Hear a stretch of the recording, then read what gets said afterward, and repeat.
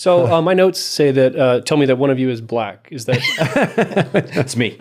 Yeah. I identify as black. You? Yeah, I've been questioned on that. Yeah. Because when I was speaking at Northwestern University, a young lady asked me, do I identify as black? And of course, Joe Biden came out and said, if I did not vote for him, then I'm not black. So I'm really confused. And I've been called the black face of white supremacy and things of that nature. So I really don't know what I am. Since you didn't But I'm vote. just glad to be here with y'all.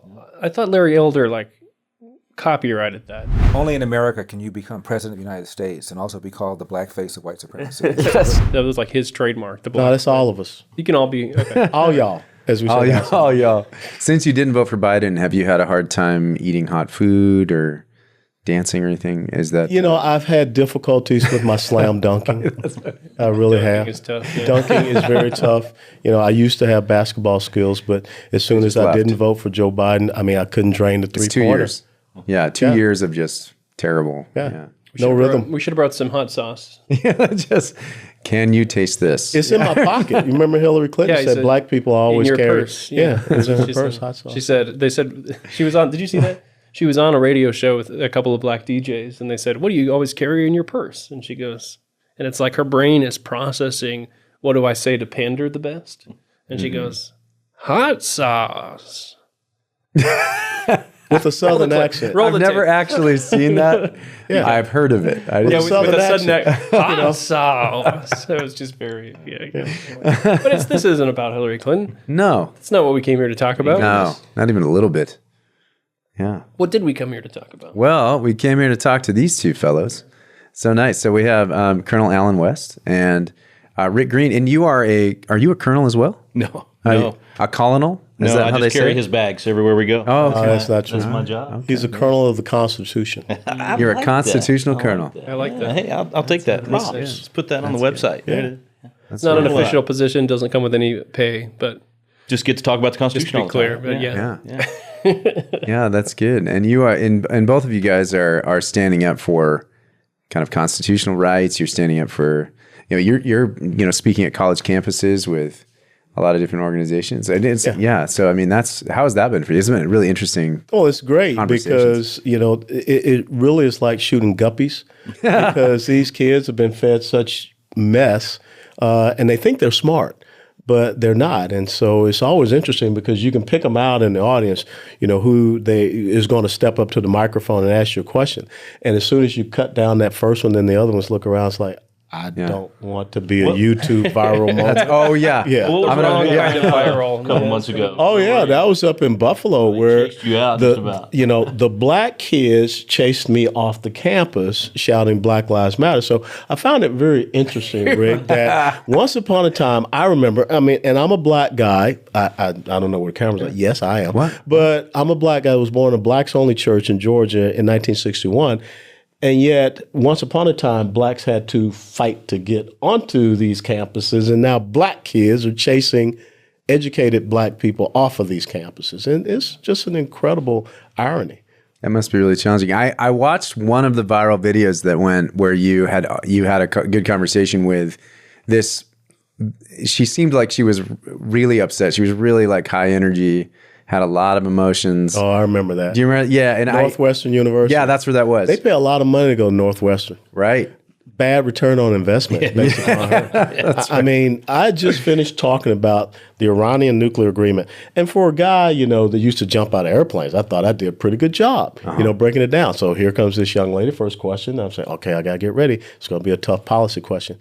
She asked me, do you identify as black? And I'm just thinking, what prism are you looking through? That's right. Yeah. But the thing is that so many people have been conditioned to believe that your skin color determines your path in life. I'm sitting here with you three white guys, and I'm supposed to feel oppressed. Well, I hate to tell y'all don't oppress me. No.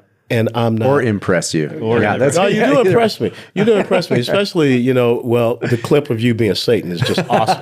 That is just totally awesome. Satan is jealous of you. But it came really natural to him. Yeah, that's right. How do you classify a red guy, though? I get a lot of. well, you can't say that. Red Oh, red face. Yeah. Red face. You can't say red face because, that's Very offensive. How do you even know we're white? That's right. You're assuming a lot there. Yeah, you are.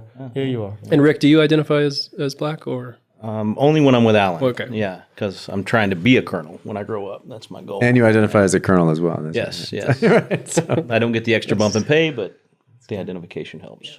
Yeah, that's good.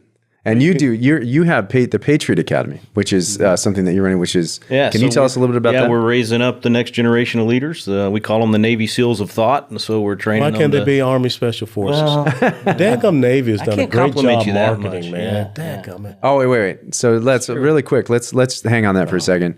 The SEALs versus the special ops. I mean, you think it's like this, like a Navy SEALs or Army Green Beret guys that wanted a prettier uniform. That ice cream white suit. They just do a better job marketing. Our guys are quiet professionals. They sound like fighting words. I don't know. We have any Got to Navy fight SEALs? each other. Yeah, we got to fight each other. I got to We change love that now. So we love each instead other. of Navy SEALs of thought, how should I say this?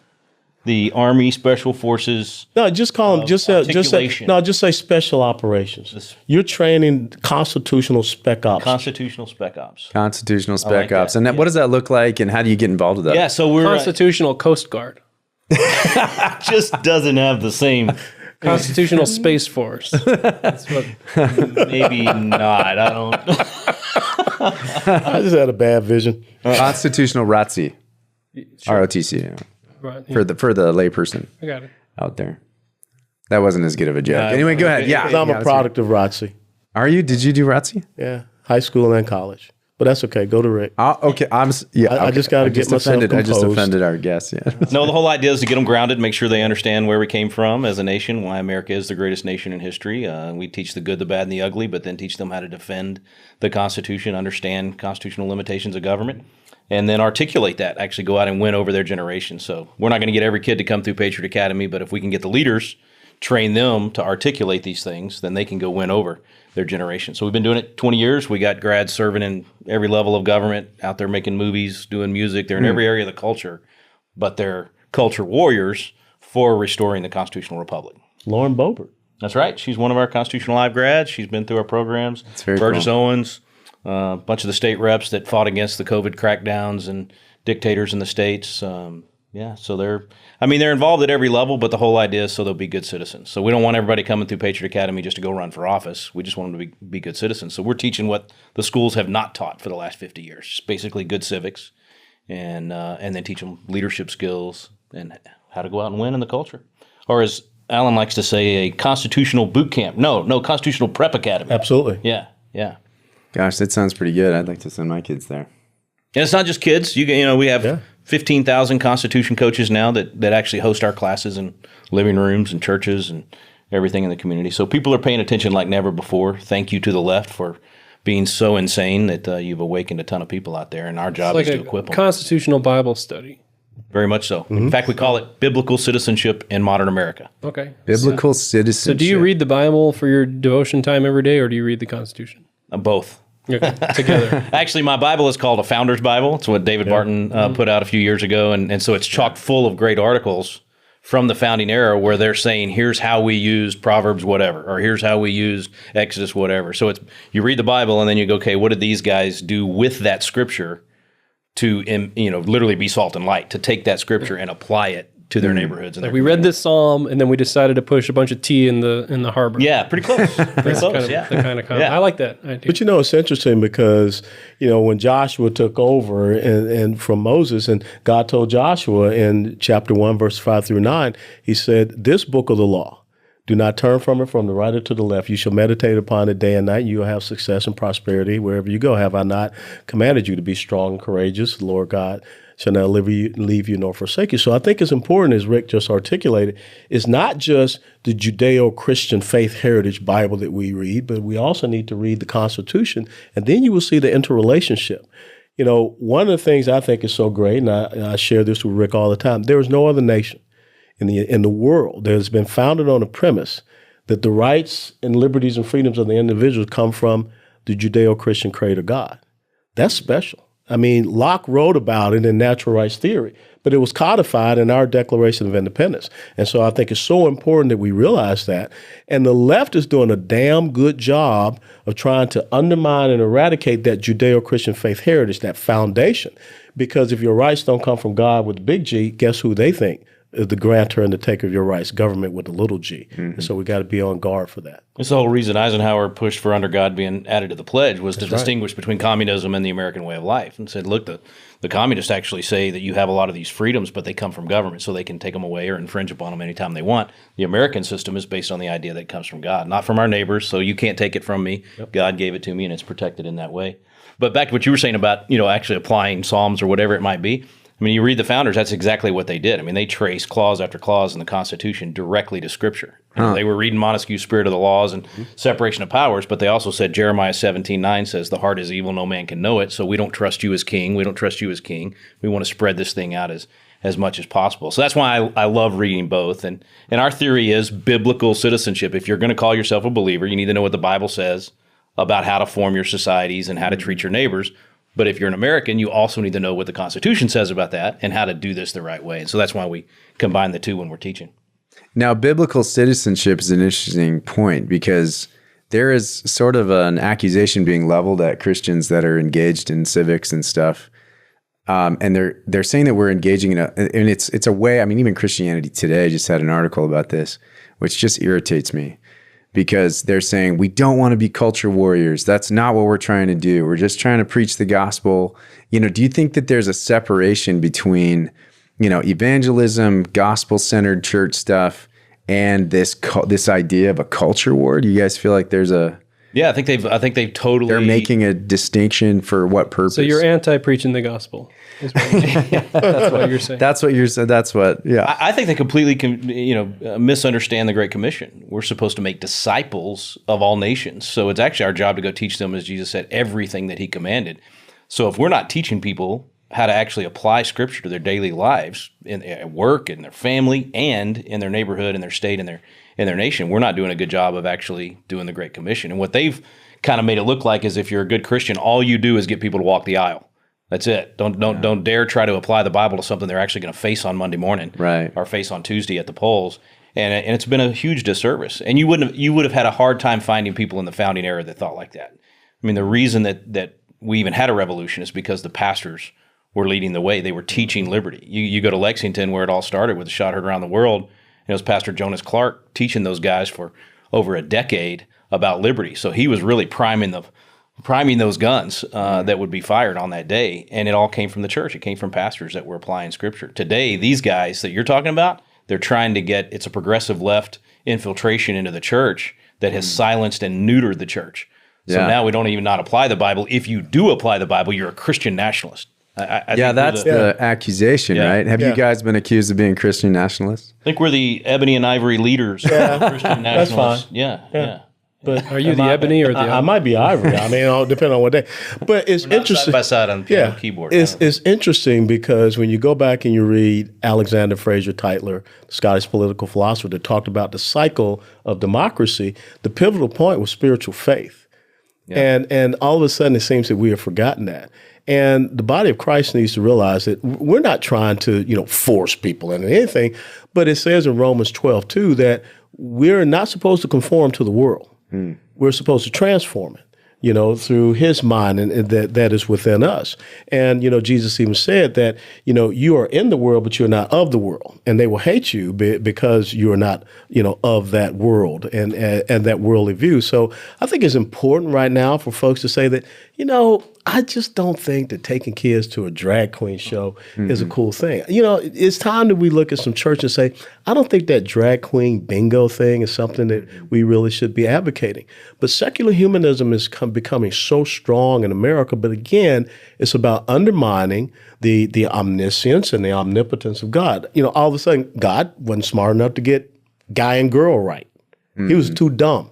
So you can make that decision yourself to determine, what you are, your gender. God can't get weather right, okay? Because weather now, is man-made climate change, And I remember when someone asked me if I believed in climate change. I said, sure, winter, spring, summer, and fall. That's right. Okay? Now, what are y'all talking about?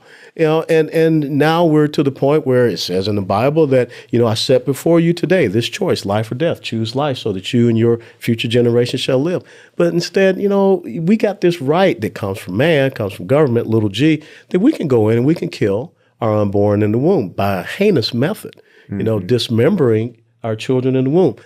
If I'm a soldier on the battlefield, guys, and we're up against in a firefight against Taliban, Al Qaeda, whatever, and we schwack them, I can't go over and dismember them. I can't chop off an ear and put it in a little bag. What's the technical definition of schwack? That's a Georgia thing. That's kind of like what Georgia did to Oregon. All you Duck fans out there this past weekend, 49-3. Ball. That's called schwacking. Yeah. Okay, so They won.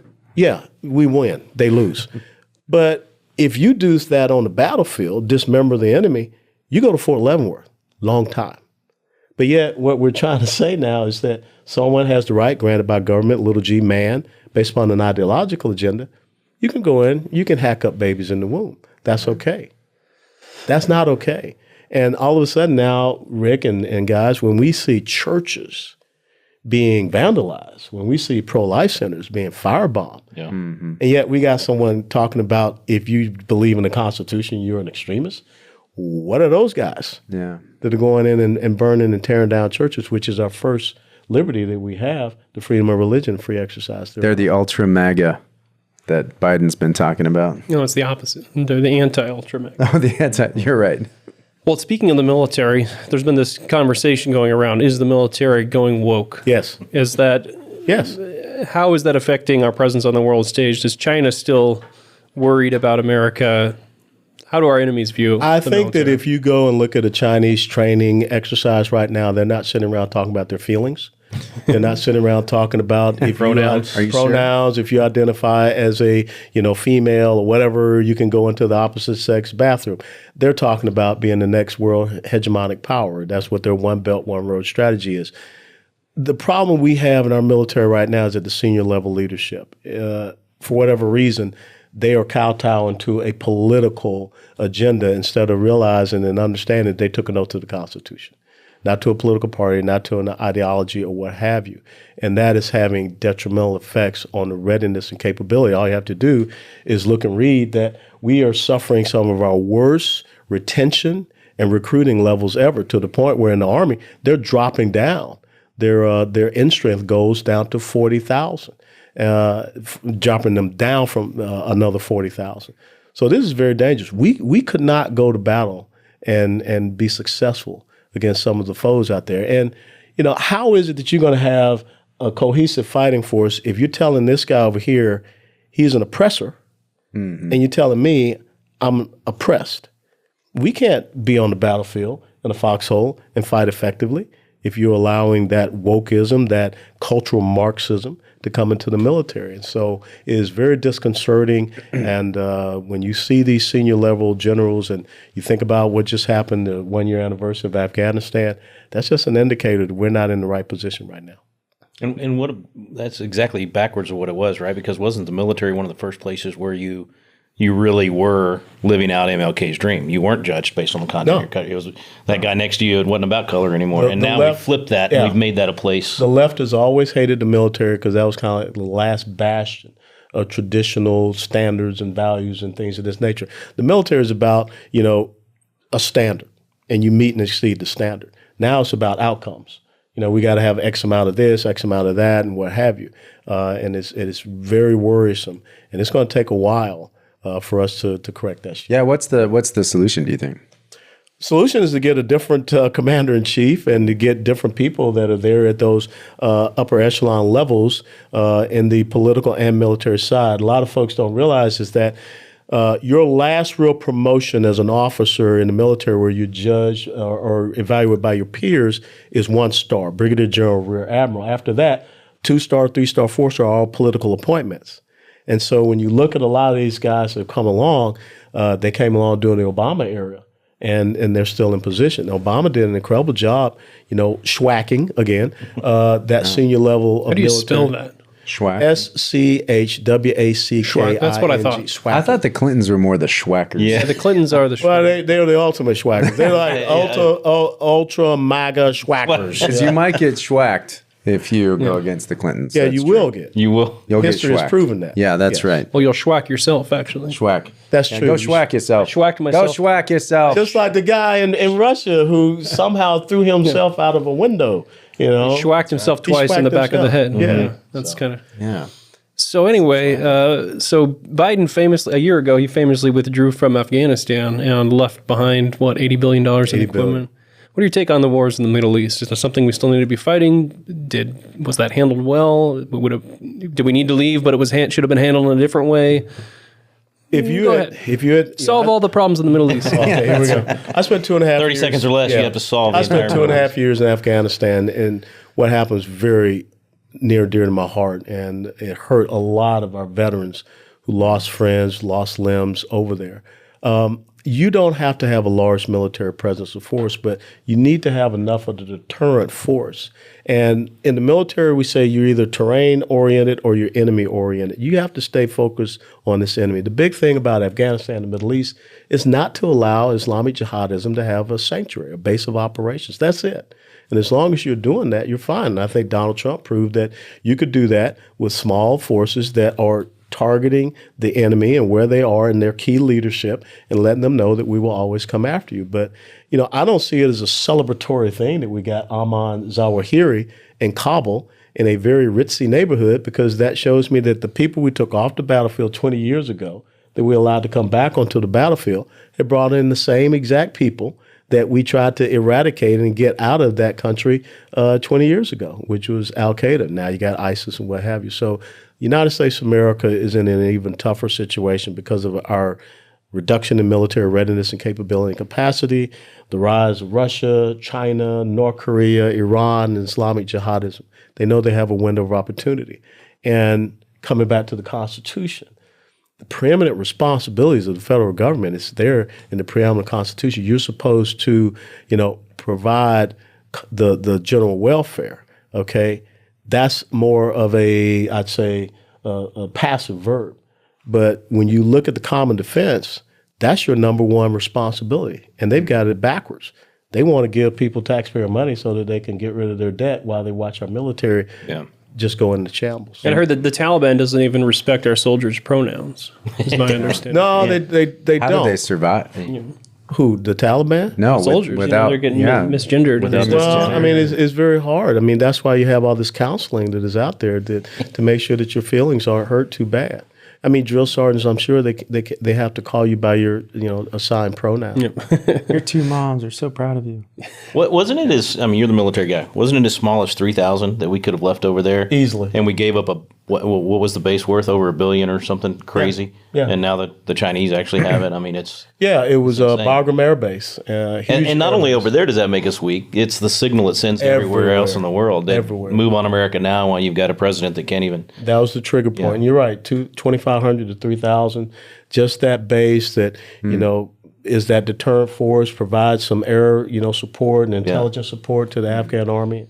I was going to say, back to the biblical citizenship thing, even the racial divide, that is a biblical issue, right? So you asked, how do you solve this in the military and in the country? You go back to having biblical influence. When we had biblical influence, it was the church that actually brought about racial reconciliation. It was the church that said, neither Jew nor Greek, and we start seeing each other as fellow human beings. And the more we receded and stopped being salt and light in the community, the worse those divisions became, and we opened it up. So every single answer to every single problem we're facing is in God's word if we'll use it. But we've got to go back to the instruction manual and start using it again. And we're not talking about making a theocracy. Right. That's what the left will say. We're just talking about getting back to fundamentals. And people with that faith, voting that faith. Yep. Yeah, and the thing is, it makes it better for everybody. When we recede, it's worse for everybody. I had somebody interview me about this Christian nationalist thing, and they were like, well, does that mean you want everybody has to be a Christian or else they have to leave the country? And I was like, no. If you follow what the founders did and what we're proposing and pushing for in the Constitution and biblical worldview, everybody benefits. The atheist benefits, the Muslim benefits, doesn't matter what your belief system is. Mm-hmm. Benjamin Franklin was no Christian, but he understood this. He saw that Christianity made better citizens, so he wanted neighbors that were like that, so he pushed for the Christian religion, even though he wasn't a member of it himself. We don't have enough people that see it that way these days. That is the same problem with the military is the same problem with the church. We're talking about it's being infiltrated by kind of the wokeism and all this progressivism that has kind of made its way in and redefined terms and set us against each other based on our whatever it is, whether it's and redefine love. Now love means redefine definition. I affirm you no matter how bad or what stupid decisions you're making. I affirm them if I love you. It's almost like we need the Bible in church. You think? I don't know. That seems like a weird mix. Isn't there a separation of the Bible and Yeah, that's right. Of church and church. church and church? Yeah, that's it. That's what we're having now. It's separation of church and church. Did you guys see Top Gun Maverick? I haven't yet. Yeah, I did. Did you like it? I did. Yeah. What's your guys' favorite war movies? Military guy gets to answer that first. Wow. Or just movies in general. Does Band of Brothers count? It's not a Yes. movie. I would It's count. totally- I would count Band of Brothers. And Saving Private Ryan's probably my favorite of all of them. Yeah. At the very end, when he says "earn this," Earn you know, this. when he Earn grabs this. Private Ryan, he's about to die. Last breath is "earn this." I mean, to Back me, when that Tom Cruise had all that credibility. Yeah. Like when he shoots the all Panzer with his. Yeah, he just Boom. glory. Oh, yes. I love that because when you think about my history in the military, those men made it possible for me and 5 generations out of my family to serve in uniform, and I still get goosebumps and I still get teary eyed when they first put on that blue uniform. Because that just set an incredible, stage for us, and that charge that they did at Fort Wagner, at the lead assault. I mean, to know that here were recently freed slaves that fought for this country, even though they didn't have all those rights, but they believed that showing how much they loved this country and standing up and fighting for it, that one day it would happen. That's Amazing. special. And I said Denzel and Morgan Freeman and Matthew Broderick. Yeah, Well, we understand that you've joined the Knights Templar.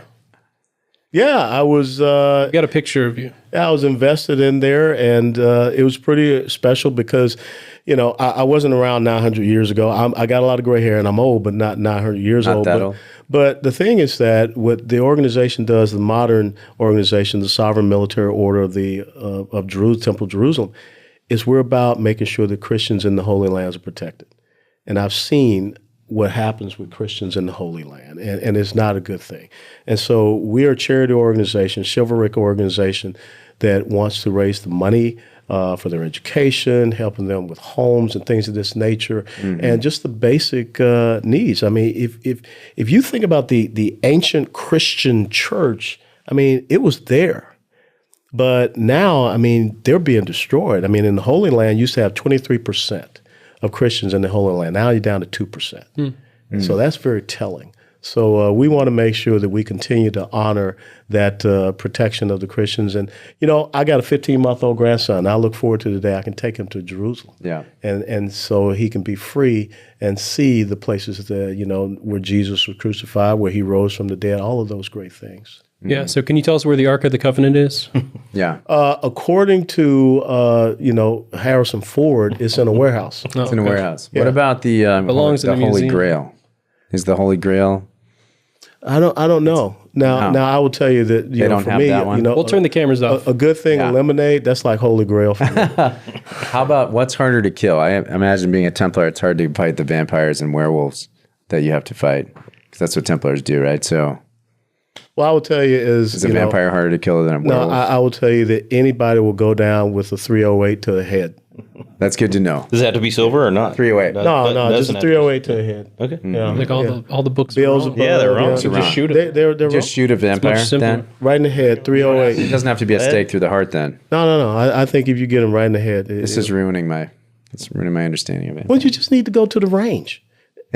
Okay, and you need to buy your 308. I thought for sure Satan would know his own weaknesses for his Well, I team. don't kill the vampires. I just Satan's trying to gather information. Yeah, I'm just like, he's wondering what's up Oh, next so with- now he's How do going you, to. if you were going to kill a Well, vampire? So Yeah. Satan's going to. He's getting you to open the playbook, man. We need to end the interview now. The next This- thing you know, all the 308s will be Yeah. restricted for So sale. you're saying in the I need United to States get some Kevlar for my vampires for the head. for their heads. Jared played Satan in our sketch. If you don't understand what we're talking about, Yeah, I'm not really the devil. I just play him on TV. there's a new documentary called Uncle Tom 2. Is it a sequel to a movie called Uncle Tom 1? Or Absolutely. Yeah. And if you did not see Uncle I did Tom not see 1, Uncle you Tom need 1. to see that. had some really great great actors in it. One guy named Incredible. West, Alan something. Yeah. You ever heard of Are you in too? Are you in Uncle Tom too? Yeah. They were, had the lower I haven't standards seen and two let me yet. in. They didn't kill you off in the first one? They did not kill me off. Remember, 308 to the head. They couldn't get to me. No, He gets better. It is. So many people believe that this whole thing about black conservatism is something that just happened. It is not. I mean, you had that stupid lady on The View say, black Republican is an oxymoron. Well, in Texas, the Republican Party of Texas was founded by 150 black men on Independence Day of 1867. So I think it's so important. First blacks in Congress. First blacks in Congress, all Republicans. Yeah. One of the founders of Texas A&M University was a black state senator, Matthew Gaines, who used to be a former slave. So it's important we get this history out here. And as we talk about the infiltration of Marxism, communism, statism, whatever, what Uncle Tom too does is really show how the Marxists and communists targeted the black church and targeted the black families, and how they co-opted the civil rights movement. And this is all footage, real stuff. Saul Alinsky talking about exactly what they were going to do through the civil rights movement. The NAACP, the National Association for the Advancement of the Colored People, was not founded by W.E.B. Du Bois. It was founded by 4 white socialists at the turn of the century. Now, Du Bois got put in charge as the black face, but guess what? He was an avowed communist. And he ended up rejecting his American citizenship. And in this film, Uncle Tom 2, we actually show you footage of W.E.B. Du Bois with Chairman Mao. And so there are so many things that have been happening in our country, not just for the black community, but for our country overall, that this documentary is really eye-opening for. And Saul Alinsky was what? He was like Hillary Clinton's mentor. And if you have not read Saul Alinsky's Rules for Radicals, you're not ready to be on this battlefield. And this is an ideological battlefield. Yeah. Wow. Cool. So when does the movie come out? Is it already out? Yeah, it came out August the 26th. Okay. And Where can people check it out at? Yeah, people check it out at uncletom.com. And you can download and see Uncle Tom 1 for free, and you can get. Oh, great! You can Already get out? You didn't take me to the premiere to show you had white friends? Well, Like how you're discovering this on the you were internet. out, traipsing around being a constitutional colonel. But yeah, we premiered it in Dallas, Chicago, Phoenix, Arizona, and we're looking at a couple other places. But it's a powerful documentary. So it's not on Disney Plus. I don't think it will ever be on Disney Plus because it doesn't have any range. But they have a whole section in there lifting up black voices. Yeah, well, which kind of black voices? Yeah. It's kind of Only the ones like that Black like. Lives Matter. Yeah. When you say which Black Lives Matter, okay? That was a lucrative business, though. I mean, $10 million Some that Black guy Lives made Matter. on, yeah. I know. Yeah, or made, stole, however you want to look at it. Yeah. Paid for some nice houses anyway. Yeah. So you guys saw the recent speech, Biden standing in front of the German building with the Supreme Leader. swastikas behind him and Supreme Leader Biden. the Marines and such. Your thoughts? Are you pro? You're pro the speech, right? You liked it. Actually, it was a gift. He's nodding. It was a gift. I think he finally, he's showing his true colors. And I mean, he's been a tyrant for a year and a half to do executive orders mandating vaccines, masks, all the airport nonsense and everything we put up with. This speech, though, showed that he's actually willing to label half the country as extremists and enemies of the state. So a lot of people that thought, he's just a little old grandpa being a nice guy, and they saw him for what he is. I hope. We'll see. Most people are responding that way. I was surprised he talked for 20, 25 minutes. And He had to be on something, but I was, the the meds were working well. They doped him up. The meds were working They well. jacked up The his meds Geritol. That's what they jacked up his Geritol. Spiked what the did you think about the Metamucil, Marine yeah. guys Hey, being? I mean, try that's, one of these. I will tell you that on the retired military networks, email networks, people are not happy about those Marines being back there because the Marines are not supposed to be part of a political. Well, there's a line, right? Like they can stand behind the president if he's delivering something like, I don't know. There's a line, right? No. I mean, that's Secret Service. I mean, you will not see anybody of the armed services. Well, there's all these presidents that do have soldiers behind them when they're giving certain speech, but it's not a political service-related speech, or the left tried to say the mission accomplished speech by George Bush. That was the exact same thing. Not exactly. I mean, he was giving. There's a military objective. Absolutely, right. Yeah, or being out there with the troops and things of this nature. I was really disturbed. Yeah. When I saw that, and because again, the optics were just horrible. Mm-hmm. And you look out through the 20th century, through history, I mean, you start thinking of some real bad actors that kind of had the exact same thing. But hey, guys, if you turn over to MSNBC or CNN, they thought it was cool. Yeah. That's the weirdest part to me. Yeah. Yeah. Do they know what they're doing? That's the question. Do the people behind that set with the red and the military, do they know what they're doing? No, because they don't talk to you and I. They talk to their own echo chamber. They don't watch Star Wars. No, but they don't see it happening. They don't get out there and talk to the everyday Joe and Jane six pack. That's why they say, hey, let's go out there and let's bail out these college students and let's take it from the blue collar people. Let's take it from the person that took out a loan to get a plumbing certificate or something like that, and let's pay for these guys. This is a great idea. Everyone's going to love it. Mm-hmm. That's what they think because they only talk to themselves, and everybody else is just an ignorant rube. They're a MAGA Republican. Which do you think they're right? Are MAGA Republicans like the? You think about what he's insulting. Evil? What is a MAGA? What is Republican? a MAGA? Can you define? You want a to MAGA? make America great, and that's bad. We're now an enemy of the state because we want America to be great. I mean, it really is. If somebody actually stops and thinks about it, they realize, wait a minute, this has gone way too far. I just thought it did. When we say they don't necessarily know what they're doing, but it fits their narrative, right? Yeah. They've been building on this since January 6th. This has been the whole thing. I call January 6th the Rostock Fire. You go back to 1933. I mean, that's exactly what Hitler used in order to be able to pass the Enabling Acts and get rid of free speech and get rid of freedom of assembly and all the things the Germans had. That's what it took. He had to mislabel, the other parties. And they've been doing that since January 6th. And this thing just fit the narrative of these people are the enemy. They're an enemy of the state, and we have the right to act on them. So I don't know. It's never happened in our history that I know of. I mean, I don't even think in the Civil War, I don't think you had Lincoln talking about a Robert E. Lee in this way. And Robert E. Lee certainly wouldn't have talked about Lincoln in this way. I mean, it just, I don't know. It's a turning point that I don't know. I don't know how you can say, I want to bring everybody together except that half of the country. Lincoln wanted reconciliation with the South, and that really angered a lot of people, but he still saw them as Americans. And so when I think about what he did, and again, coming back to the 20th century and socialism, Marxism, and what they always, you got to dehumanize your enemy. Yeah. And when you stand up there and you call, they're a bunch of fascists. Well, I hate to tell you, Joe, anti-fascists or Antifa, they're going around beating up people because they're like expressing opinions and thoughts different from what they believe in. Right. That's the essence of fascism. And so that's what they're the ones doing. I mean, who burned down Portland? Right. A bunch of MAGA Republicans? Give me a freaking break. Who burned down Kenosha, Wisconsin? All of these things we see happening. But what is the very definition of fascism is that you're single-handedly doing things without an elected representative body. A dictator's doing it. That's what Joe Biden has been doing with his executive orders, and then silencing the opposition. That's what fascism does, and they've been doing it through media. I mean, you guys have obviously experienced that, but they're doing it. I mean, it is definitely projection, and it's been that all along. They call us everything that they actually are, and I don't think it's going to work. I think it really helps wake up the people in the middle to realize this is no time to sit on the sidelines. You cannot just assume that freedom is going to last in America. Mm-hmm. You got to recognize the fact that most nations fall apart, most great civilizations fall apart at 250 years, and we're just a few years away from that. So we have to say, okay, we broke the mold all throughout our history. We've got to be concentrated right now in order to keep from falling apart at the 250-year mark. It's going to take a real effort. This isn't funny, but it's going to be ugly. This is not going to happen overnight. People have to be ready and willing to say, hey, you know what? I'm willing to shift my focus. Don't have to despair. I mean, this isn't like a situation where you go, oh, let's grab our guns and canned food, go hide out at the ranch. I mean, some people want to do that, but this is a time to say, okay, listen, I got to sacrifice a little bit of my time, my money, my sacred honor. So lives, fortune, sacred honor. I got to look for ways to make a concentrated effort to pass freedom to my kids and grandkids.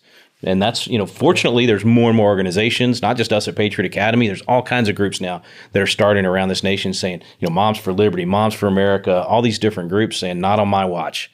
I'm done with just sitting on the sidelines. I'm ready to get involved. Mm-hmm. And I think the Emperor's speech last week really played to help us with that. If he'd only worn the hood, and there would have been the thunderous applause of being called now the Galactic Empire, it would have been even better. But that would have been better.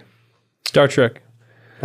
Rick, you get locked into an elevator with Alexandria Ocasio-Cortez, and you have 30 seconds before the doors open. Yeah, bridge that gap. Sell her on the Constitution. Bridge that gap.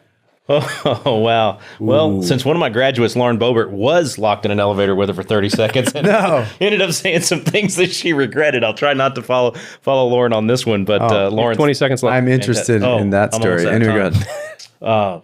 Gosh, I would say, don't you want to make the decisions in New York for what's best for New York, and let us Texans make the best decisions for us? Support us on Article 5. Let's amend the Constitution to get the federal government out of everybody's business. If you don't want the Supreme Court telling you what to do in New York, then let us do what we want to do in Texas, and you guys do what you want to do in New York. Ding. Here's some immigrants. She gets out the elevator. yeah. She's been converted. Yeah. He's like, I got to rethink my life. So you teach people how to shoot guns? She probably Is this said true? there's 5 articles to that. What's the There's best actually gun? 7. What's Could the you best teach? gun? Could you teach Alexandria Ocasio-Cortez how to shoot a gun? No. Actually, believe it or not, more than 55% of the people that go through our constitutional defense course are women. Most of the time, that haven't even touched a gun. So we do train a lot of people that have never. What percent are Democrats? Probably 5. Okay. 5 Oh, to yeah, 8. so you get some. We get some. You're bridging that gap. Do we really want Democrats to know how to shoot guns? Blue dogs. Yes, Conservative yes. As Democrats. long as they're if they were Democrats. I feel like if a Democrat says, yes, I will learn how to shoot a gun, they're probably okay. I don't know. But maybe there's a... they're in the process. If they're interested in, they didn't get scared and run away when they saw the gun, they're probably... It's like pro-life Democrats. someone I can They're probably okay. break Yeah. bread with. Yeah. Yeah. Yeah. Yeah, That's my line. We get all kinds, but most of the people that come, they're going through the course because they realize crime's out of control. They realize, that there's a lot of unrest. And even before the chaos of the last 2 years, you still had 2 or 3 million violent crimes a year in the U.S. So, I was the fool in Proverbs for first 40 years of my life, where it says that a wise person foresees danger and takes precaution. A simpleton or a fool walks blindly on and suffers the consequences. And I always thought, it won't happen to me. It doesn't happen in my neighborhood. That stuff happens over on the other side of town. And I didn't realize, actually, it is happening in my neighborhood. It is happening to families just like mine. So my whole attitude changed the first time I went through one of these courses. So we're on a mission to get as many sheepdogs trained as possible. If you want to stop mass murder events, it's all about proximity. You got to have a sheepdog in proximity close to the mass murderer if you want to save lives. So we need them in every Walmart, every grocery store, every school. You have good, trained men and women with firearms ready to take on the bad guy. And then you'll end up with situations like West Virginia, the day after Uvalde.